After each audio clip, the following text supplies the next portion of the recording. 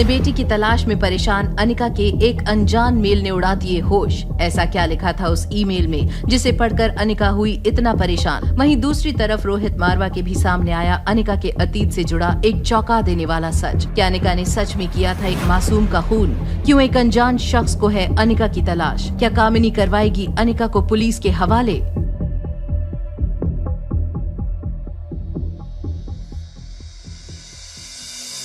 अपने बेटे से मिलने के मुंह में अनिका ने अपनी मां की आखिरी निशानी, वो फार्मा कंपनी भी मनीषा और कामिनी के नाम करने के लिए उन पेपर्स पर साइन कर दिया था। लेकिन अनिका को इतना बेबस देख आर्यन ने बड़े ही चालाकी से उन पेपर्स पर मेडिसिन सिरप गिरा दिया। ये देखकर मनीषा और कामिनी का गुस्सा 7वें आसमान पर चढ़ गया। शैतान, ये क्या किया तूने? कितने जरूरी कागजात थे ये। माफ कर दीजिए, बच्ची है वो, गलती से गिर गया होगा। बेटा सॉरी बोल दो। मैं क्यों सॉरी बोलूं मम्मा, ये लोग बैड हैं। देखो तो जरा कैसे जुबान चलती है इसकी। बच्ची है वो, उससे गलतियां तो करेगी ही, आखिर तुम्हारी ही तो बेटी है।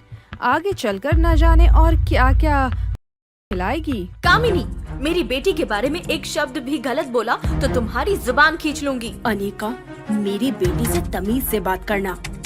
कामिनी बेटा, क्यों इतना परेशान होती है? मैं हूँ ना। सब घर चलो, मैं डॉक्यूमेंट्स फिर से बनवा लेती हूँ। उसमें क्या है? ठीक है, मैं रिया को होटल छोड़ कर आती हूँ। ज्योति बुआ, अब मैं चलती हूँ।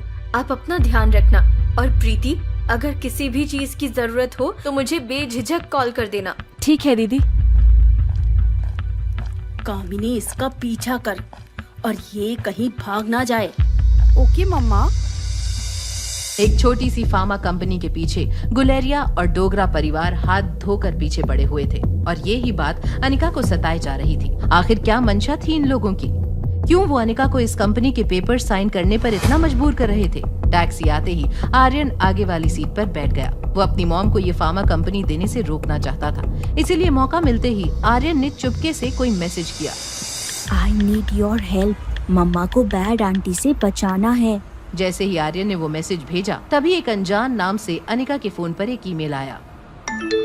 अपने बेटे तक पहुंचना चाहती हो तो डॉक्यूमेंट्स पर साइन मत करना।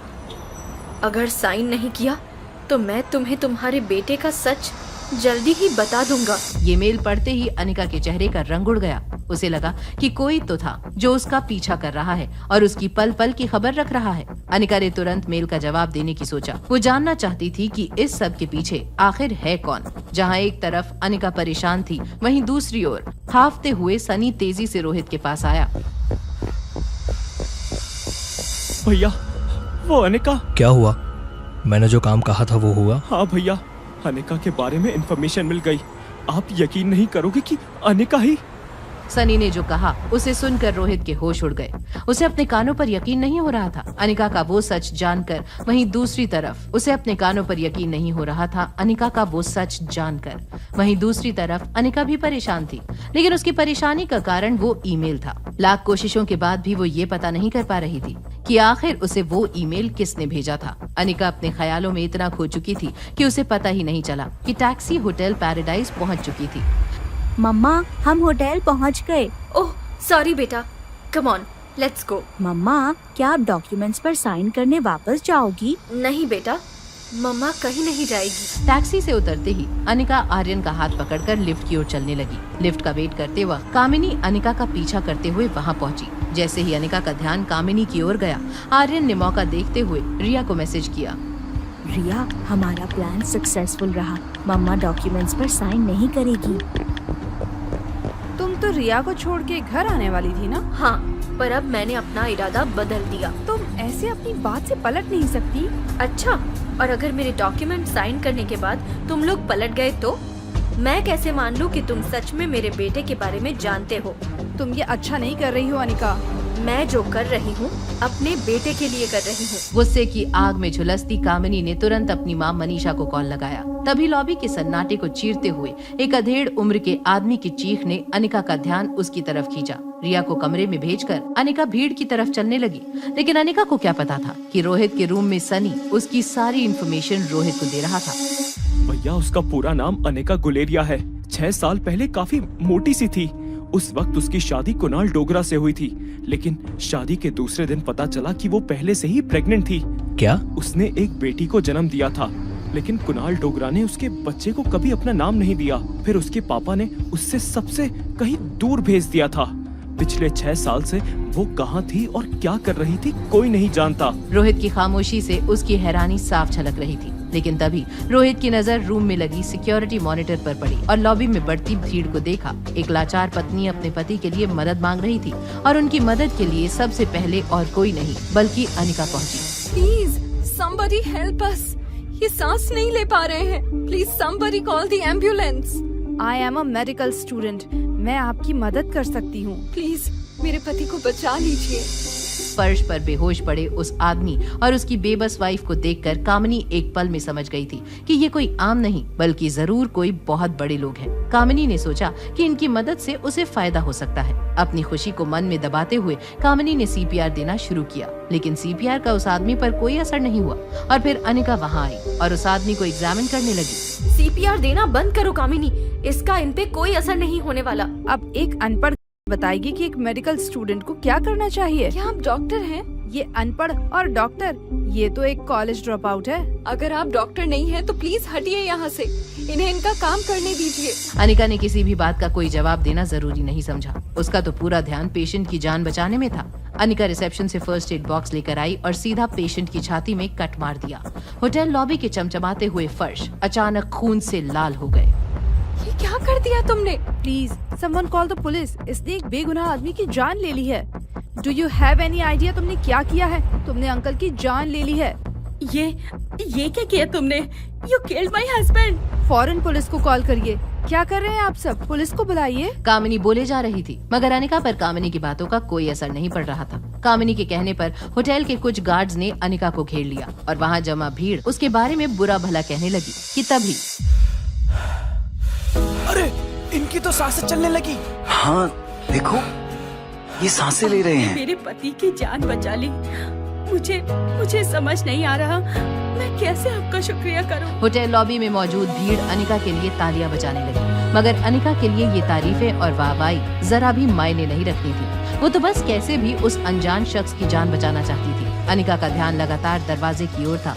वो बेसब्री से एम्बुलेंस का इंतजार कर रही थी कि तभी स्टॉप इट! क्या कर रहे हैं आप लोग? आप लोगों को पता भी है कि इस औरत की वजह से पेशेंट की जान खतरे में आ गई है और आप लोग इसके लिए तालियां बजा रहे हैं। ये क्या कह रही हो तुम? इस लड़की ने तो मेरे पति की जान बचाई है। उनकी सांसें चलने लगी। Oh really? आपको लगता है कि इसने पेशेंट के सीने में चाकू लगा दिया और इससे उसकी सांसें चलने लगी? अगर आपको मेडिकल साइंस के बारे में कुछ भी नहीं पता है तो बेवजह बहस मत कीजिए। आपके पति की जान मेरे दिए हुए सीपीआर ट्रीटमेंट से बची है, ना कि इस अनपढ़ की वजह से। क्या मतलब? मतलब ये कि मैं डॉक्टर बनने वाली हूँ। बहुत जल्दी मुझे MBBS की डिग्री मिल जाएगी। ये देखिए मेरा आई कार्ड। पर ये बस एक अनपढ़ है। यकीन ना हो तो खुद से पूछ लीजिए, है इसके पास कोई डिग्री, कोई आई कार्ड? बेटा, क्या तुम डॉक्टर नहीं हो? अपना आईडी कार्ड दिखाओ। हाँ, आईडी कार्ड दिखाओ। अनिका चाहती तो अपना आईडी कार्ड दिखाकर वहाँ मौजूद हर शख्स का मुंह बंद कर सकती थी, पर उसके लिए अपनी पहचान छुपाए रखना जरूरी था। भीड़ का शोर लगातार बढ़ता जा रहा था। अनिका को समझ नहीं आ रहा था कि वो क्या करे। वो अपने पर्स से अपना आईडी कार्ड निकालने जा रही थी कि तभी डॉक्टर आ गए। इन्हें ऑपरेट किसने किया? इस बेवकूफ लड़की ने जो आज तक कॉलेज भी नहीं गई। मैं सबको समझा कर थक गई कि कोई भी ऐरा गहरा ऐसे ही ऑपरेशन नहीं। क्या कहा आपने? ये लड़की कभी कॉलेज नहीं गई? How is this even possible? बिना किसी मेडिकल इक्विपमेंट के इतने सही तरीके से तो कोई जीनियस ही सर्जरी कर सकता है। डॉक्टर, मेरे हस्बैंड ठीक तो है ना? आपके हस्बैंड पूरी तरह से खतरे से बाहर हैं। जो ऑपरेशन इस लड़की ने यहाँ किया, हम हॉस्पिटल में भी वो नहीं करते। बस कुछ स्टिचेस लगाने हैं और कुछ दिन हम पेशेंट को मॉनिटर करेंगे। उसके लिए हमें इन्हें एडमिट करना होगा।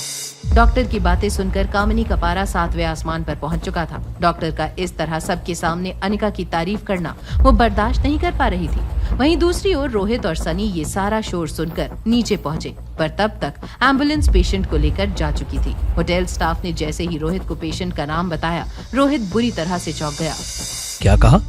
Mister and Mrs Kishan Malhotra. Bro, क्या ये वही दिल्ली वाले किशन अंकल हैं जो हमारे फैमिली फ्रेंड हैं? हाँ ये वही है। सनी, हमें किशन अंकल को देखने तुरंत हॉस्पिटल जाना होगा, जल्दी चलो। रोहित किशन मल्होत्रा की बहुत इज्जत करता था। बिना एक भी पल गवाए वो सीधा हॉस्पिटल पहुंच गया। किशन मल्होत्रा को अब तक होश नहीं आया था। रोहित को उनकी ऐसी हालत देखकर बहुत बुरा लग रहा था। Hello Anjali aunty, Kishan uncle की तबीयत अब कैसी है? डॉक्टर्स ने बताया कि अब वो खतरे से बाहर है। माफ करना बेटा, पर मैंने तुम्हें पहचाना नहीं। आंटी मैं रोहित मारवा। रोहित, माफ करना बेटा, मैं तुम्हें एकदम से पहचान नहीं पाई। आंटी आप और किशन अंकल मनाली आए और मुझे बताया तक नहीं। एक्चुअली हमें अचानक से मनाली आना पड़ा। अचानक क्यों? सब ठीक है ना? हाँ बेटा, सब ठीक है। दरअसल आज सुबह ही तुम्हारे अंकल के पास एक कॉल आया था कि उनकी बहन के बारे में कुछ इन्फॉर्मेशन मिली है। बस उसी वजह से आना हुआ। पर यहाँ आके पता चला कि वो तो आज से 24-25 साल पहले ही गुजर गई थी। उनकी एक बेटी भी है, पर वो कहाँ है उसके बारे में किसी को कोई खबर नहीं।